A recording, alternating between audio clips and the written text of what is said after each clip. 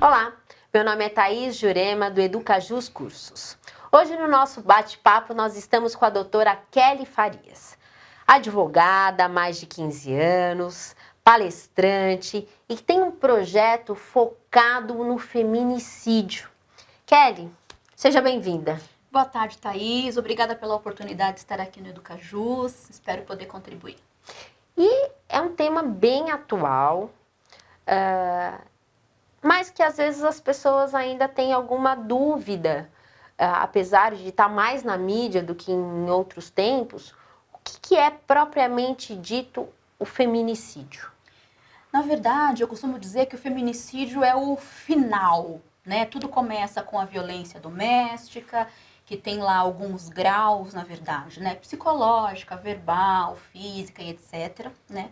Passando-se desse estágio, né, é que a gente parte para o feminicídio, que aí é o estágio final, é a morte, na verdade, dessa mulher, né? Então, o feminicídio, na verdade, é uma lei mais recente, né, do que a Lei Maria da Penha, que já existia justamente para ajudar, né, essas pessoas que passavam por esse tipo de situação, né? E é uma lei, na verdade, mais grave, porque para o agressor, né? Porque antigamente, só com a Lei Maria da Penha, quando havia a morte, na verdade, ela era enquadrada em homicídio, né? Que tem uma pena muito menor do que a lei feminicídio trouxe, na verdade, né?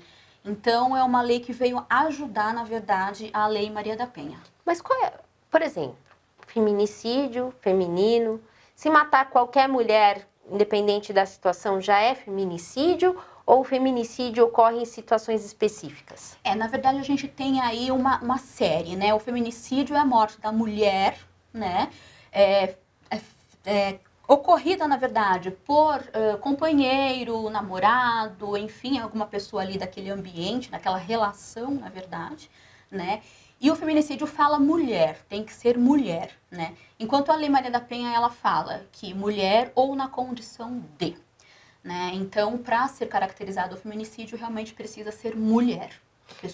E necessariamente tem que ter esse vínculo, algum tipo de relacionamento. Sim, algum tipo de relacionamento com o agressor, né? E porque senão enquadraria no homicídio, né? Que aí é uma pessoa que você não conhece ou conhece, mas não tem parte daquela tua relação afetiva ou diária, porque diária nem sempre, porque às vezes é um namorado que ainda mora numa outra casa, enfim, eles não precisam estar embaixo do mesmo teto. Mas tem que ter uma relação, até em virtude disso que tem o agravamento da pena. Exatamente. Porque a pessoa abusou da confiança, enfim. Isso, exatamente. Aí vem os agravantes, né, que a lei Mas não permite. tem, eu fico pensando assim, geralmente a pessoa, o agressor, né, ele já vem e mata, ou existe um histórico antes para chegar nesse ponto? Na verdade, quando chega, é por isso que eu disse, o feminicídio é a etapa final, né? Com a morte dessa mulher. Tem sempre uma etapa, ele não vai chegar hoje em casa e batendo na mulher. Não é assim que funciona, as estatísticas comprovam isso, né? Primeiro começa com aquela violência verbal, né? Um xingamento, não quero que você saia com essa roupa, eu não quero que você assista aquela novela porque você gosta muito daquele galã. São coisas sutis, Thaís, que na verdade dão início ao relacionamento abusivo. E faz até que a pessoa fique... Eu fico imaginando, né, que a pessoa ela vai ficando frágil aos poucos, né? Sim, exatamente. Por isso que no começo, né, as pessoas falam assim, se ele não gostou da minha roupa, tudo bem, eu vou lá e troco. Mas não é assim. Né? Porque ele não vai parar por aí, ele vai podar, ele vai cercear essa mulher de todas as formas, né? Desde as redes sociais, ele vai começar a querer ter acesso à senha do WhatsApp, à senha do Facebook, vai do invadindo, Instagram, né? Exatamente, aos poucos. E isso chega, e as estatísticas mostram muito isso, Thaís, que muitas vezes eles não querem nem que ela vá na casa do próprio familiar. Né? Daí você tira a gravidade disso, né? Porque começa a ter ciúmes da própria família daquela mulher. Como é que então, porque às vezes eu fico imaginando, né? A pessoa ela tá tão vitimizada que ela não tem forças para reagir de uma situação que ela se encontra. E às vezes ela não tem nem noção que ela se encontra nessa situação. A família, nesse caso, a família, os amigos, toda a parte social dela, né? O enlaço social dessa pessoa. Como é que faz para identificar que, de repente, essa mulher está sendo vítima de uma violência doméstica que pode culminar num feminicídio? Então, Thaís, é muito importante que a própria família tenha, obviamente, como é que fala? Um respaldo ou uma iniciativa, na verdade. Porque eu conheço casos e que a filha chega sempre na casa da mãe, por exemplo, com o olho roxo, um roxo no braço e não sei o quê. E ela simplesmente, eu caí, eu escorreguei. Quer dizer, essa situação é muito recorrente. Quer dizer, você anda caindo sempre, né? Então, são sinais de alerta. Exatamente. As pessoas elas devem estar atentas a esses sinais de alerta para que não venha a acontecer essa fatalidade que é o feminicídio. Exatamente, Thaís, exatamente. É papel, né, não só da família, como da sociedade de identificar. Né? Recentemente nós tivemos aí uma discussão, né, se em briga de marido e mulher mete ou não a colher. Né? É óbvio que você tem que meter a colher. Você vai esperar alguém morrer no apartamento do lado para você fazer alguma coisa? Ou para comentar, realmente, toda semana tinha briga naquela casa? Né? Então aí é um papo aí que a gente teria horas para falar. São duas situações, eu fico me perguntando, né? Primeiro, como esse vizinho, esse familiar, esse amigo pode denunciar. E a segunda, estou emendando já uma pergunta na outra. E a segunda, se os nossos policiais estão preparados para receber essa denúncia, porque existem muitas cidades que não têm delegacia da mulher, não é? Exato. Se os nossos policiais, seja a Guarda Civil, a própria Polícia Civil, os policiais militares, estão preparados para agir nessas situações. A primeira pergunta, na verdade, né? Você não sabe para onde ligar, liga 190. Né? Isso é um telefone clássico que não tem como a gente falar que não sabe. Né? Liga, a denúncia é anônima, você não precisa dizer quem é, que você é o vizinho do lado esquerdo, direito, enfim.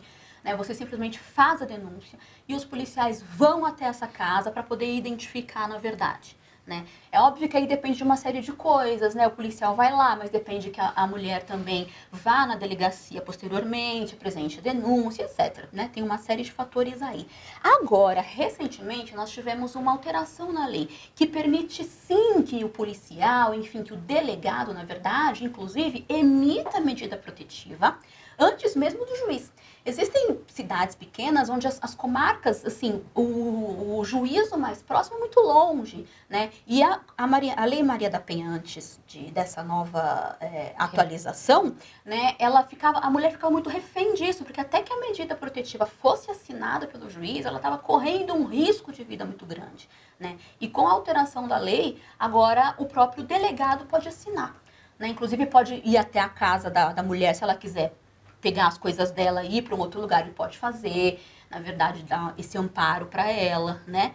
Enfim, a gente tem essa condição hoje. Então, assim, denuncie porque você não fica mais desamparada. Você não precisa ficar esperando um tempão para que o juiz assine essa medida, né? Então, isso traz muito mais segurança, na verdade, porque a pessoa sabe que vai poder contar com a ajuda da polícia nesse sentido. E aí me fala uma coisa, aí com relação à preparação desses policiais, você acha que os nossos policiais eles teriam que ser melhor preparados nesse sentido, orientados até para saber como agir? Sim, eu acho que tem sim que ter um preparo. É uma lei, na verdade, que houve essa alteração da legislação, é muito recente. Eu acho que tem sim que haver um preparo dos policiais, né? Até na questão mesmo psicológica, porque ele vai pegar um ambiente, uma mulher, uma família, filhos, né, extremamente fragilizados nesse momento. Né? Não é um momento agradável, então precisa realmente saber lidar com a situação, acalmando muitas vezes a pessoa, né? Explicando para ela, acalmando no sentido de que, olha, tudo vai ficar bem, né? Nós vamos levar esse seu companheiro, enfim, para a delegacia, né? No dia seguinte você vai até a delegacia, vai prestar queixa, vai fazer o exame de corpo de delito, ou seja, são informações muito precisas que precisam ser passadas, sendo redundante, mas que precisam ser passadas para essa pessoa nesse momento tão difícil, né? De forma que acalme essa pessoa, porque ela vendo aquele monte de gente, aquele monte de policial levando muitas vezes o companheiro, a gente sabe que tem aí uma série de mulheres que nem entram com a queixa no dia seguinte. Enfim, tem uma série aí de coisas para serem discutidas, mas ela precisa estar amparada e ser acalmada neste momento de extrema dificuldade que ela passará. E um outro ponto que eu fico também, que eu me pergunto muito, é com relação às medidas protetivas. Né? Então, se determina, por exemplo, né, que a pessoa fique afastada, não pode ter contato com aquela mulher que foi vítima de violência. E a efetividade dessas medidas, uma vez que a gente sabe que a nossa polícia não tem contingente suficiente para determinadas situações, né? O que deve essa mulher, por exemplo, que já procurou, já denunciou, já tem uma medida protetiva, mas esse agressor continua a violentando, seja psicologicamente, seja até fisicamente? Qual é a medida que ela deve tomar? O que ela deve fazer e quem ela pode procurar? Na verdade, Thaís, é o seguinte, essas medidas são sim eficazes, né? É que precisa tomar um determinado cuidado. Por exemplo, as pessoas muitas vezes não sabem a que distância o agressor deve ficar dela, né? Isso é muito importante, porque cada comarca prevê, na verdade, uma distância, entendeu? Então, é importante que na sua medida você verifique qual é, na verdade, essa delimitação de espaço, tá? Se ele não respeitar, inclusive essa medida, ela proíbe, inclusive, que ele fale via WhatsApp, que ele fale via Facebook, entendeu? Ele simplesmente não pode ter contato com essa pessoa, em hipótese alguma, né? Então, a partir do momento em que ele está violando, na verdade, aquele perímetro, ela pode sim ir até a delegacia, né? E ele vai ser preso por descumprimento de ordem judicial. Isso é muito sério. Olha, gente, ó, fica ligado, até pelas redes sociais. Exatamente. Se eventualmente, ao descumprimento por uma rede social, você tem que tomar atitude, não é? Porque ele está descumprindo a ordem judicial, está descumprindo uma determinação de afastamento, né? Exatamente. Então, ele pode ser sim preso por descumprimento de ordem judicial. E depois que a pessoa ela passa por essa situação, eu imagino quantos traumas devem restar. Não é? Então, a gente tem um fator lógico, jurídico, e a gente tem um outro fator psicológico, não é mesmo? Sim, temos. Só que assim, Thaís, com essas medidas protetivas, a gente tem, na verdade, algumas benesses que a lei também trouxe, como cursos para reinserção dessa mulher no mercado de trabalho, que muitas vezes ela depende econômica e financeiramente dessa pessoa, e aí eu nem vou falar da parte psicológica. Mas, enfim, você tem essa capacitação profissional que você pode ficar. Nós temos também, a lei prevê, inclusive, se você não tiver onde ficar temporariamente, né, abrigos que podem não só levar essa mulher, como também os filhos dependentes desta relação. Ajuda, inclusive, com relação a alimentos provisórios e provisionais. Então, são, na verdade, benesses que as pessoas precisam conhecer para se sentir amparada, para que realmente, né, se sinta segura, né, a partir do momento em que ela resolve denunciar. Ela não está sozinha, né? O Estado, na verdade, te fornece todo esse aparato, né, de opções para que você realmente se reinsira no mercado de trabalho, né, que você tenha realmente distância desse companheiro, né, enfim, são ajudas, na verdade, do legislativo para que você se sinta amparado e confortável na medida do possível. Então, se você está passando por uma situação dessa, ou tem alguém, né, que está próximo passando por essa situação, então, existem meios de você sair dessa, Sim. Né, doutora? Então, assim, meios de você sair dessa, e não fique imaginando, como é que eu vou fazer para sobreviver, não é? Então, a doutora está dando dica aqui, existem meios para você sobreviver, para que você se reerga, né? Para que volte à luta e recupere a sua autoestima, Exatamente. Né? Porque essa pessoa não é você, e tenho certeza que, assim, existem todas as redes.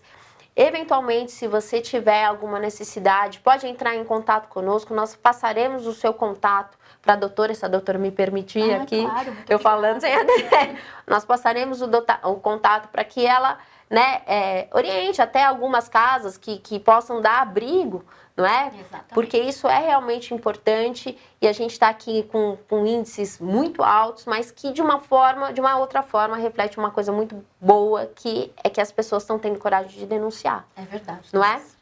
Kelly, eu agradeço muitíssimo a sua presença aqui. Eu que agradeço a oportunidade. Eu tenho certeza que a gente vai ter mais bate-papo sobre o assunto. Se você gostou do tema, entre em contato conosco.